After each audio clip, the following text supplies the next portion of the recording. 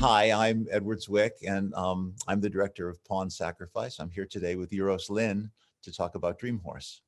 So, I mean, I did a little bit of due diligence. I looked a little bit at your background after looking at the film, and I recognized your name because I'd seen it in a bunch of good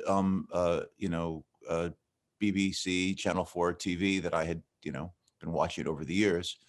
But what I was curious to find is that you had begun as an AD and then transferred to become a director. That's a less obvious and a less familiar pathway these days. It was more familiar maybe in the early days of TV and movies. And I'm curious how that happened for you.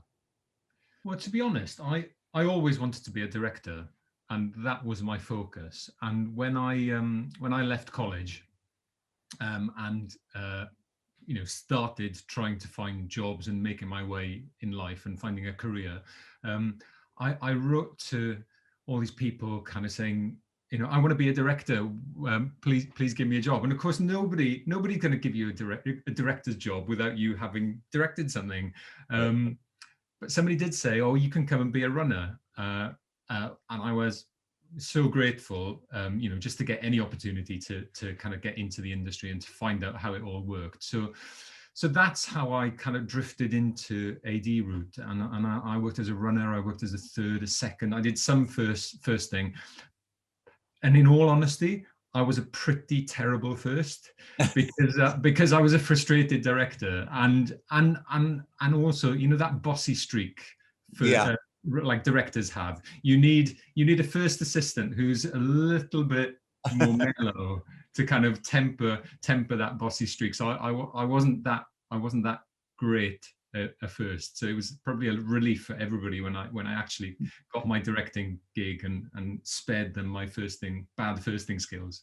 Yeah, well, I certainly get that, and I know that I share with you.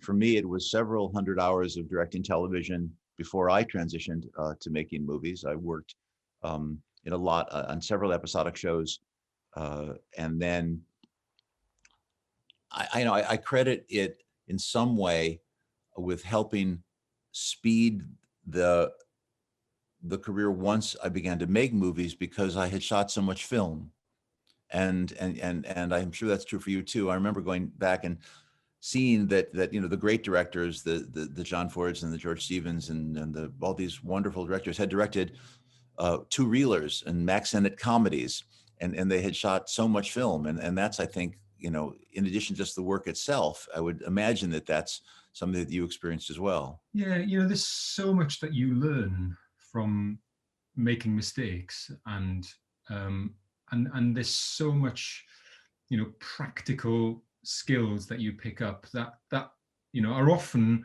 about doing things efficiently, that unless you've done it and unless you've made them some mistakes, you just won't know. So having the experience of making stuff is utterly priceless, and I think so many filmmakers get to make their make some huge talent. They make their brilliant shorts, they get an opportunity to make a first feature which maybe doesn't quite go as planned, and then they never get a chance to direct anything ever again, and their talent then goes, disappears and doesn't get made the most of, which is such a shame. So yeah, I mean for me, directing television was an opportunity to tell stories and to make an audience feel things, and to learn my craft. And at the time, I don't know if this was true for you, but there was a huge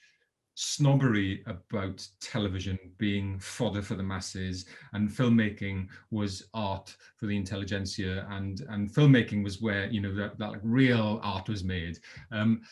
But it's so interesting in our world of streaming and where long form TV series now has as great, as high a status as movies have, and seeing that big shift in where people place value has been really interesting. Mm-hmm. And what I remember actually coming to understand is that the more that you have a little bit of an inner production manager in you, or an AD, to understand how long it takes to pull that wall, or to set off that charge, or to make, position those multiple cameras, whatever it is, it gives you a leg up as to how to maximize the resources you were given as a filmmaker. Because, in fact, it's been my experience that a movie, whether it's an $8 million independent movie or a $120 million, opera, it all feels like you don't have enough. And you're always trying to put 8 pounds into a 6-pound bag. And the fact that you have some understanding of what it takes to do it allows you to come up with effects that are beyond what people might have imagined you could do with the resources you have. Yeah, I think that's exactly right. And knowing what's achievable by using some of those shortcuts that you've learned, and knowing exactly what you said, how long it takes to take a wall out, or that you take a wall out at the start of the day, putting a wall back in is often, if it's being done for the first time. I've just done it this week. Yeah. Wall got taken out, and then nobody knew how to take it out because it was the first time they did it, and it was just watching. The time that you could use to shoot and to get a great performance out of somebody instead is being used by carpenters trying to figure out where the screws are on the set, and it's just so frustrating because this is creative time that's being used up by logistics. So Right. yeah, having that knowledge is hugely useful. So, I mean, I guess the purpose is to actually talk about the film that you've made, as opposed to what it is to make films. But to talk about Dream Horse for a moment, at least, I'm curious as to why you might have chosen this as the first film to make, or how it chose you. And was there anything in it particularly that spoke to you, that you could find your way into it, that was personal in addition to professional? I think this was a story that I knew about, because when Dream Alliance won his race in 2009, it made all the newspapers in Wales, and it was on all the news outlets, and everybody was talking about it because the mythological fairy tale qualities of the story was just so irresistible. The horse born on a backyard, who goes on to be this incredible champion. So it was there bubbling in the public consciousness and in my consciousness. So when Catherine Butler, the producer, got in touch with me, because she'd been developing the idea with Neil Mackay, the writer, looking for a director, I read the draft that they'd been working on up until that point, and it felt like the story that I'd been burning to tell about my community, a community that I'd grown up in the 80s and 90s, and seen the hope ebb away, seen the coal mines close and the steelworks close, and this place where once upon a time everybody'd known who they were, and they had such a strong sense of community and purpose, and suddenly the jobs had gone and the hope had gone, and this place is incredibly depressed and hopeless. And this is a story about a woman from that place who kind of goes, I have a dream, and it's a ridiculous, crazy dream, and I'm going to make it come true. And it seemed, I don't know, it seemed like the story about the place I was from, that I really wanted to tell.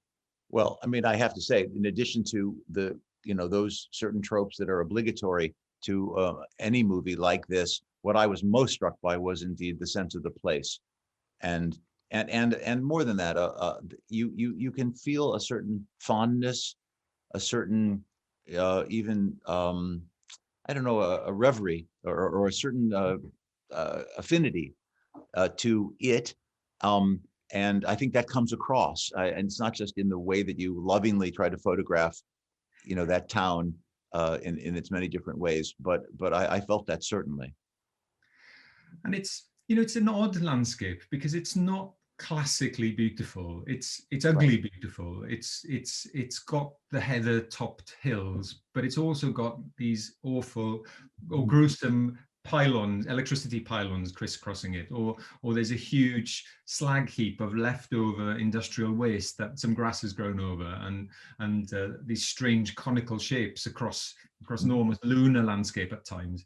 So it feels like an ugly, beautiful place, but it's the place it's what I know from my youth, and when I started going to school, the whole valley in which I lived had black coal tips either side of the road. So the road drove through these enormous black hills.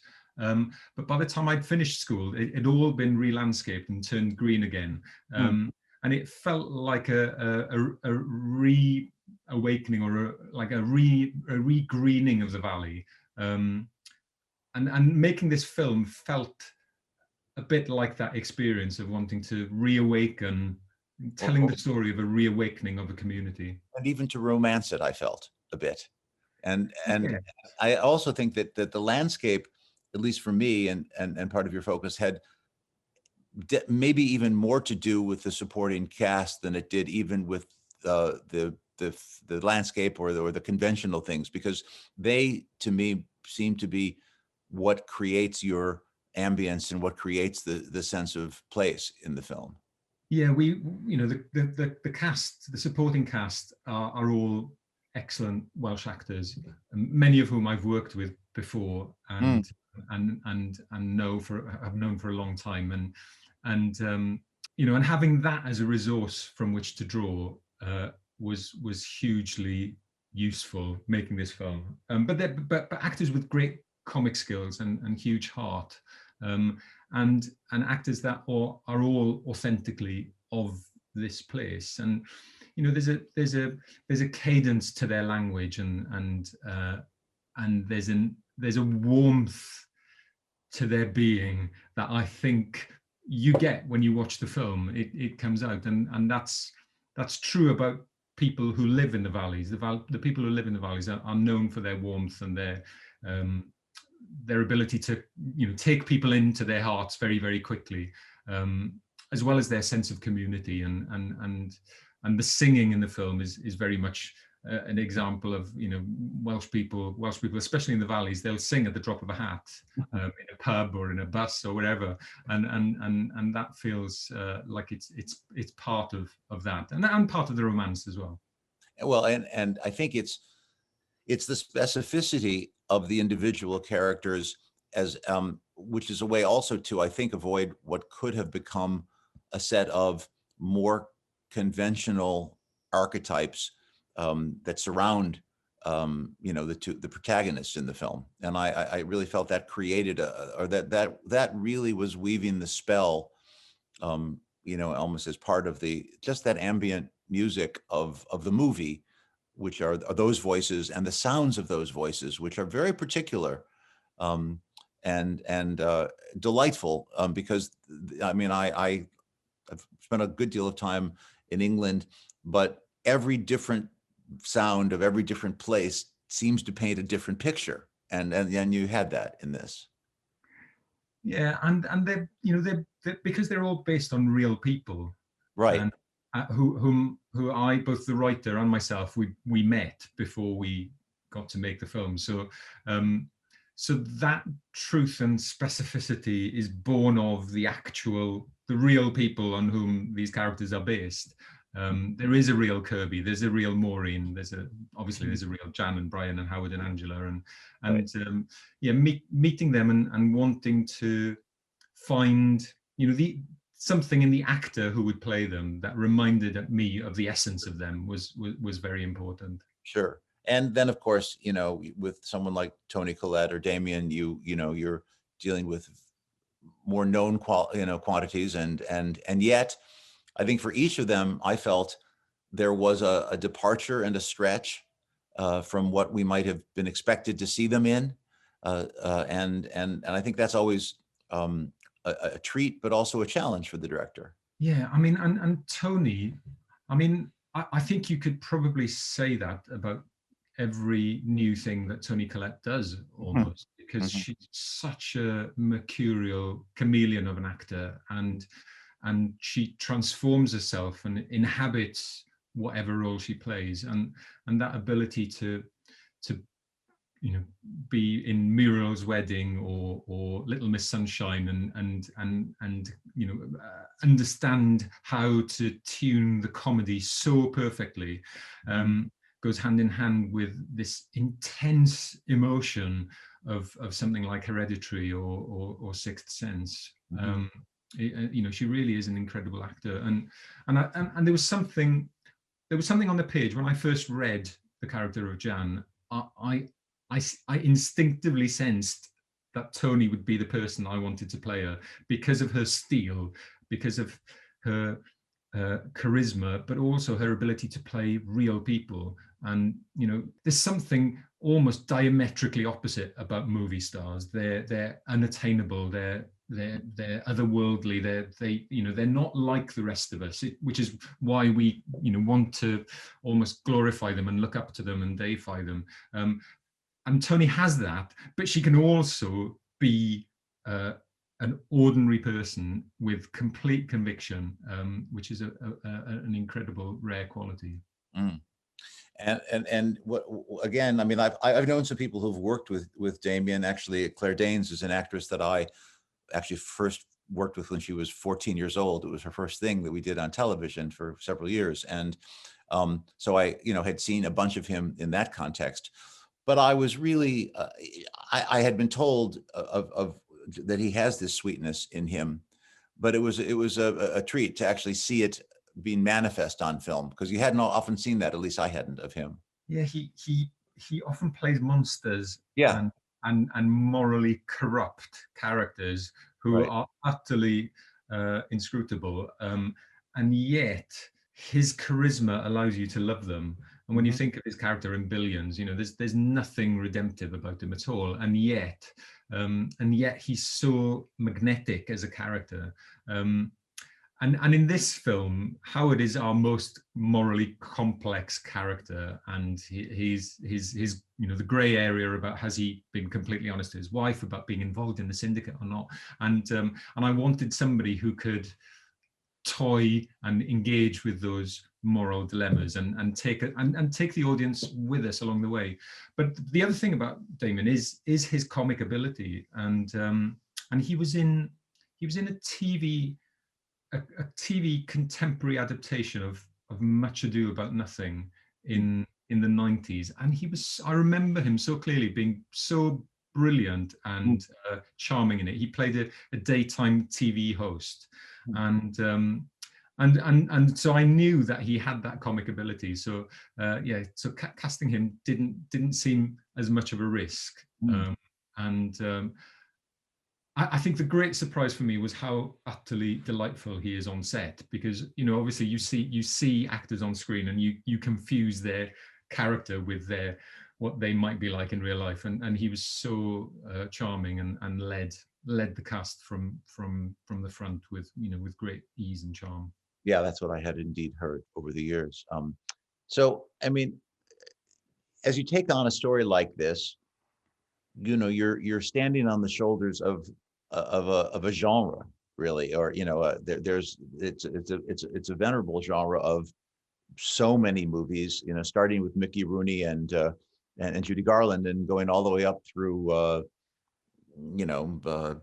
Seabiscuit and God knows what else, and so along with that come a set of obligatories and a set of and a set of tropes, and in some sense you have to pay a certain amount of obeisance to those things. On the other hand, I think you want to find your own version of them and subvert them. And I'm curious how if you thought about that, or if so, how you tried to address that. Yeah, before I started making the film, I watched a whole bunch of racing movies, to see what worked and what didn't, and how this would be different. And I think the focus of this film being Jan and her dream, I think instantly shifts it slightly from being an archetypal racing movie, because our investment is more in her and her yearning to find meaning, the horse becomes the proxy by which she does that. But nevertheless, like you say, you can't escape the tropes. You know, there has to be the scene where the trainer sucks his teeth and kind of says, no, not a chance, that horse is never going to make it. And there has to be the scene where, you know, the first race, the horse kind of points the wrong way almost, and is he going to make it? Oh yes, he does. And you know, he comes around, and obviously the final race, the great comeback, we have to have that. So but you know, that is the brilliant thing about great story structures, is that you want them to deliver on what they promise. You know, it's like a kid who kind of hears a story, having been, you know, who gets a story read to them and goes, oh, please tell me that story again, tell me that story again. And you know, and you want to hear the story several times because it's so pleasing, even knowing how it ends. So this isn't a film about surprises, and underdog films are never about surprises, because we as an audience yearn for the underdog to succeed, and that has to be delivered within the structure of the film.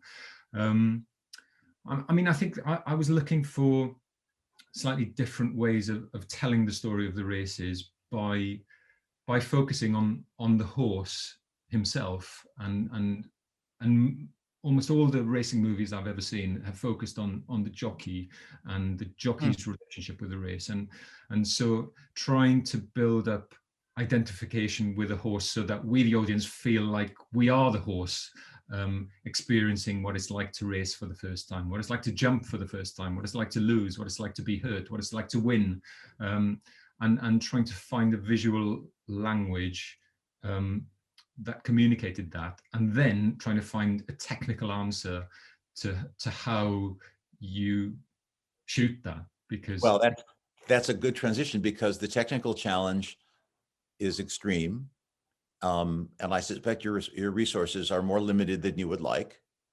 and to try to get those horses and those jockeys together to conform to create those images so as to be narrative in any one race, and how to then, you know, use that as to fulfill your expectations of what you might have drawn in your storyboards or whatever. That has a whole set of challenges that are very particular, and I imagine that you could talk about that for a moment too.